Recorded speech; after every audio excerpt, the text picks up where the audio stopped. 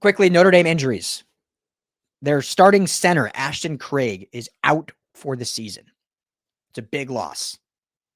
Notre Dame predicates their brand of football on the trenches, right? They've got some solid skill players, which I'll get to, but it's predicated on the trenches and running the rock. So missing a center like Ashton Craig is going to be critical. Their backup center, I believe, is a redshirt sophomore, I believe. So we'll see what that looks like. We saw, in Michigan, we saw Jakeem Stewart play some zero tech, lined up right over the center. I'm curious how much we'll see that versus Silver and Devin Tompkins. I think this defensive line is so versatile, which Coach Henne, I've talked to him before about it, being able to move guys all over this defensive line. And, sometimes Jakeem's been at 3 tech. I think they've lined him out wide. Sometimes typically is in that 3 tech spot, but having him at 0 tech doesn't have the size of like those big nose tackles, but the speed is unmatched compared to those big nose tackles. So now you get to go up against a backup center and use that still strides and strength of Jakeem, but also the speed.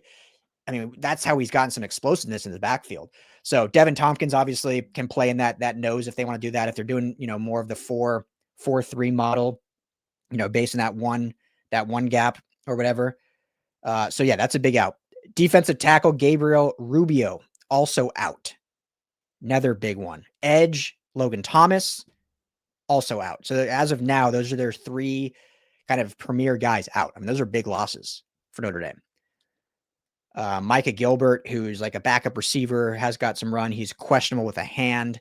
So we'll see what that looks like in that. But those 3 guys out is certainly quality players that Notre Dame will be missing in this one. And so when you look at this matchup, it has some similarities for sure to the Michigan USC matchup in terms of Notre Dame wants to win in the trenches. They want to be a defensive football team. The difference is offensively, Notre Dame has had a lot more explosive this year. CJ Carr has given them, as a redshirt freshman, he's a talented quarterback, young, but he's already played in some big games opening the season at Miami and against Texas A&M. So he's already had those big game moments. Obviously lost both of those, but, gave them a chance to win. They didn't lose because of CJ Carr. Has a big arm, can certainly unload it. They've got some talent at the wide receiver position. But obviously where they get a lot of their explosives in this running game. When you look at Jeremiah Love and when you look at Jadarian Price, probably the 2 best running backs in the country when you look at 1-2 punch. Wayman Jordan, Eli Sanders were a fun comparison, but I think obviously they won't play in this one. But I think you lean Love and Price. When you look at 530 yards, I mean, it's so evenly split. 530 yards for Love, 422 yards for Price, 8 touchdowns for Love, 7 touchdowns for Price. Love with a 5.3 yard per carry average, Price with a 6.7. Love with a 46, his longest run of the season is 46 yards. Price's is 49. So explosion from the running back room. So what's different about this game versus Michigan is with Michigan, if you could shut down the run, we all knew, and we did this in the preview, like if you could shut down the run and force Bryce Underwood to beat you, we liked our odds. Even with how the secondary has looked through the year, Michigan's passing offense has been nothing to write home about. So those odds, if you could slow down their running game, the odds were in USC's favor. And they did that and dominated. What makes Notre Dame more challenging is, first and foremost, you need to slow down the running game, but they can beat you through the air. CJ Carr has proven that they can be effective in the air. They're not an incompetent passing offense. And while their total offense is 465 yards per game versus USC's 552 yards per game, so nearly a 100-yard difference, you got to take into account some of the competition they've played. Now, obviously Miami and Texas A&M were great competition. But let's not sit here and pretend like NC State with what are they, 100th ranked defense or in that range is all of a sudden some like power football team they've played. Arkansas, Boise State, Purdue as well. So, you could say they've played a marginally tougher schedule than USC, but I wouldn't say they've played like some dominant, and they've lost both of them, right? They're 4-2. So it's not like they're 6-0 with 2 wins over those. So those making the argument like, well, they've played tougher opponents and they lost. So great. But this offense is much better than Michigan. I don't think there's any doubt about that. Just looking at some of the key metrics here, when you just look at passing offense, and we're going kind of USC defense versus Notre Dame offense. So Notre Dame throws for 292.8 yards per game. They have a 67.5% completion percentage, 13 touchdowns, 3 picks. Not as explosive in the passing game as they are in the running game. So they rely on, balanced attack, which is what USC did such a great job against Michigan. Notre Dame's offense is a balanced attack, rely a lot on the play action to open things up. So they kind of lull you with that run game, then lull you with the short passing game, and then try to break one after that. USC's defense we've seen, a little bit vulnerable against broken plays, big plays. Even last week in a much more sound game, I mean, honestly, I think a great defensive game, still had that one play, right? Carlos Nicholson, it was like a cover 2, just kind of was peeking too much into the backfield, out of position. Under was able to hit Marsh over the top, and then I think it was Fitzgerald. One of the safeties wasn't able to make the tackle, and you go for a 64 or so yard touchdown. That didn't kill you because you were up 3 scores at that point or whatever. You can't let that happen against Notre Dame. Not in this game, not on the road, not in the rain. So while the defense was great overall, still had some mistakes that they were able to work out. Can't let that happen in this one. Up against this Notre Dame offense, led by 2 of the best backs in the country and a very talented young quarterback who they're going to, face for the next 2 to 3 years. Let's see this here. Giovanni Tejada, what's up? Defense should run the 4-3 again, but Notre Dame can pass and will probably run 11 personnel more often than we have seen them do before. It's a great point, Giovanni. We talked to Coach Lynn yesterday at practice, kind of about Eric Gentry and his role kind of in that nickel spot. PFF, which I don't always trust totally in all their measurements, but had him lined up as like the nickel for the majority of his snaps. Now, I said before on Tuesday that while Gentry, I'm not trying to have like in pure pass coverage. I don't think that's his skill set. But in that nickel slot spot, if you're able to get a pass rush with 4, just because of his length and size, it's going to bode well. I mean, you think about that Illinois game, especially when you had Kevin Longstreet out there starting at nickel. Like they were hitting that quick slot slant every single play. Like how easy was it? It was a quick 5-yard slant that they were able to hit. I'm not having Gentry go deep in coverage. We don't want that. That's not what he's built for. But he's big enough and long enough that those quick slants he can neutralize. So I agree with you, Giovanni, that I do think USC can get away with playing more 4-3 because they can still utilize Gentry in that slot if necessary. Now, he's better closer to the line of scrimmage and when he can come off the edge. I mean, his RPO game is unbelievable how he's able to read those RPO situations and ends up with tackle for losses or no gains. That's where you want him the most. But having Jaden Walker and Desmond Stevens on the field last week proved to be very formidable against the run. And I think will behoove this team in this matchup for everything I just said with those running backs. We saw the USC defense also basically turn to DeCarlos Nicholson and Marcellus Williams as their 2 starting corners. There was not a huge rotation. Now, Dan Lynn said yesterday as well, every game's a little different. We'll see how the matchups lean. We'll see how guys are performing. Those guys were performing great. There is no need to rotate. So that means, it doesn't mean that those are the two guys going forward for good, but those are your two starters.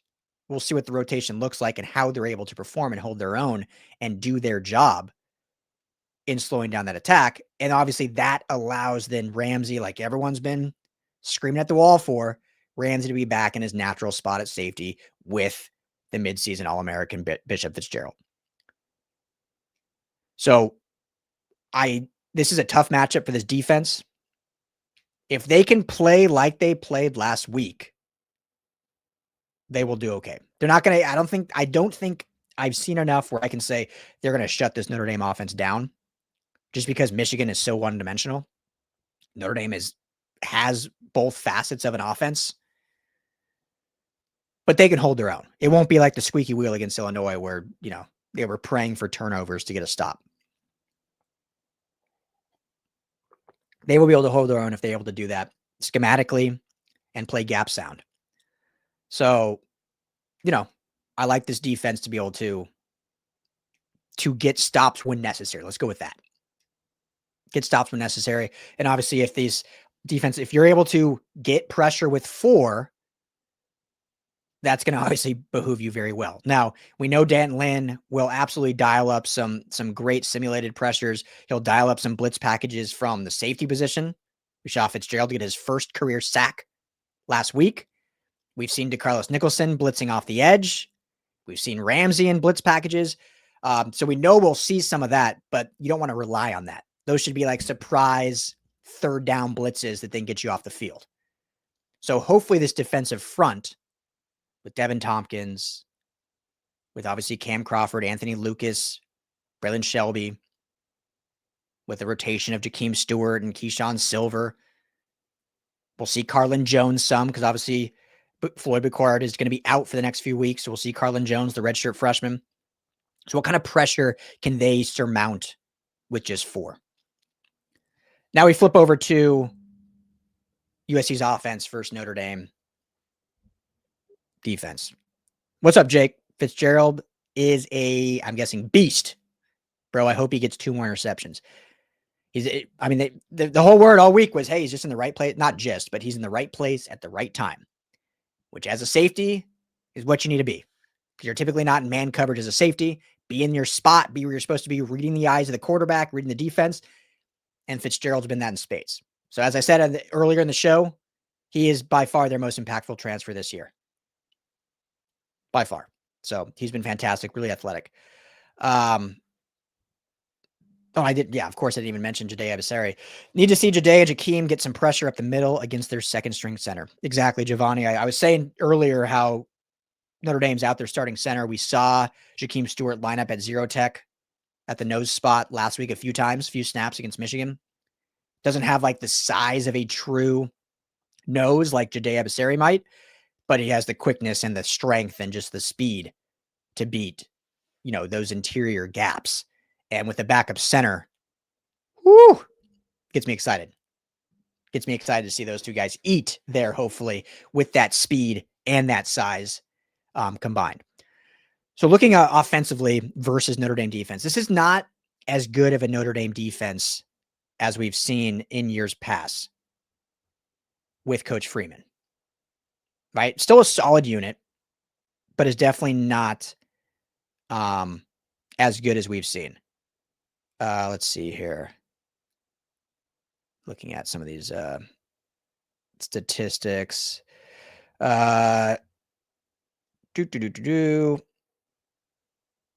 So what we look at, Michigan plays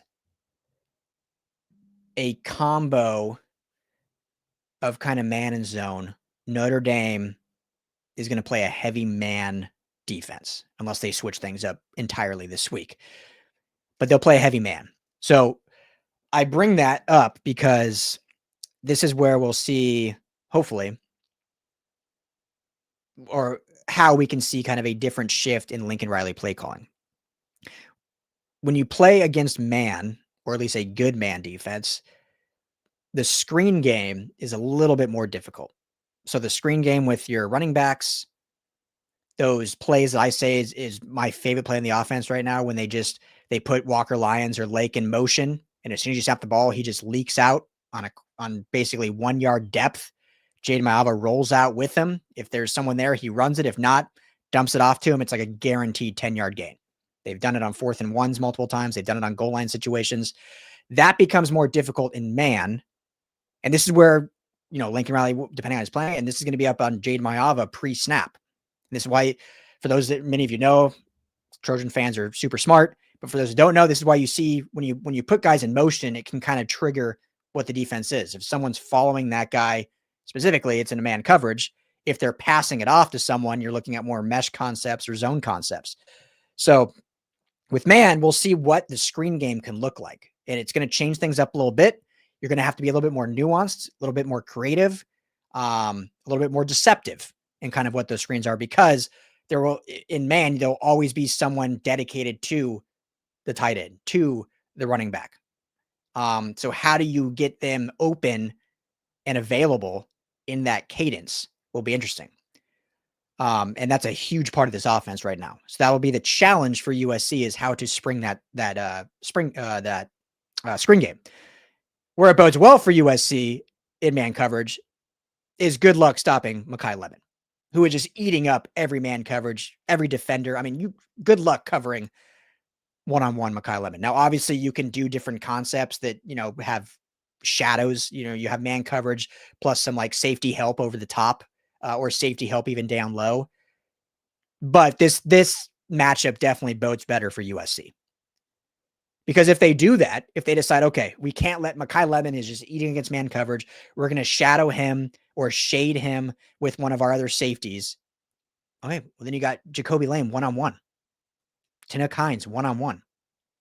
I like Walker Lyons or Lake McCree on those seam routes. If you're going to pull a safety over to the boundary, Mekhi Lemon's usually in the slot, but if they run routes and Lincoln Riley's smart, and this is what he's going to do, if you're running flag routes or out routes and that safety is going to pull with Lemon, well, then you got that seam route open all day, depending how you line that up with Walker Lyons or Lake McCree. Or on the opposite side, you got Jacoby Lane one-on-one, whatever route he's doing. So this type of man will bode well for the receivers. It'll be a challenge for the screen game. So that'll be kind of the chess match we'll see with Coach Riley and Coach Freeman, one offensive genius against one defensive genius, and how they're going to do that. And the other thing, and the last thing, and we'll kind of wrap this up here soon, is USC has done such a good job running the football. They've been balanced in attack. We've seen them run power. We've seen them run counter. And counter can run really well against really any defense if you run it well and how effective they have so far this season. But it definitely can behoove well against man coverage as well. And depending on, obviously it's running, so it's different than a pass game, but running that counter, you can split guys out, and when you're in man coverage, you're going to spread the defense out. If they're not playing zone, then you spread those receivers out in your run counter, and you're up against a much smaller defensive front or just less numbers in the box.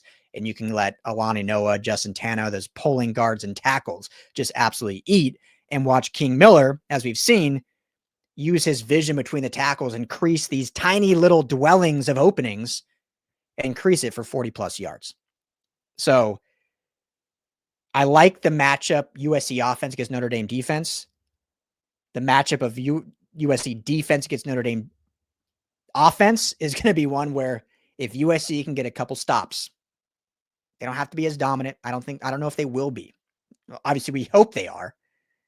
But this is a much better offense than they faced. Probably the best offense they faced this year. I don't know about the best quarterback. I think Luke Altmaier is a really good quarterback. CJ Carr is going to be really good. Just still a freshman. So yeah, we'll see. But great matchup. I have it. So the over-under on this is like 59.5. USC right now is a 9-point dog. So clearly the market does not believe in USC yet. They need to see more. I don't know. I just feel different about this team. I wrote about it after Michigan State. I know there was some ugly stuff in that game, but this is not last year's USC team. I think they have turned a corner. They haven't turned the corner and blown it open yet, this game would do that if they can get this win. But this is a team I think that's going to take it. It can beat any team in college football. They haven't proven that they will beat every team in college football yet. They haven't proven that they can't lose the heartbreaker yet. But they've proven, I think, that they can beat any team. So I'm going to take USC in this one. I think there's just a lot of momentum in the program right now. I think because of how good the run game has been, and again, this is going to be the challenge. Because as good as King Miller looked, not as good as he looked, as good as he was, as dominant as he was, as big as getting Brian Jackson is, Notre Dame has tape on him now. Like King Miller had played some reps, but Michigan was fully preparing for Wayman Jordan and Eli Sanders. Not saying that that's an excuse for them, but it does give you a little bit of element of surprise when you get kind of this upstart running back come in and there's just not a lot known on him. Now, they were just getting punched in the mouth by USC's offensive line, and King Miller was able to hit tiny little gaps. So that's a different thing. But there's a lot more out there now for Notre Dame to prepare for. So I don't know if the run defense or the run offense will be as dominant as it's been, but we do know that Lincoln Riley is committed to it. And in a somewhat rainy game, you have to be. Jade Maava, in my opinion, is a top 5 Heisman contender. But this is a game with the rain. You don't want to put it on him.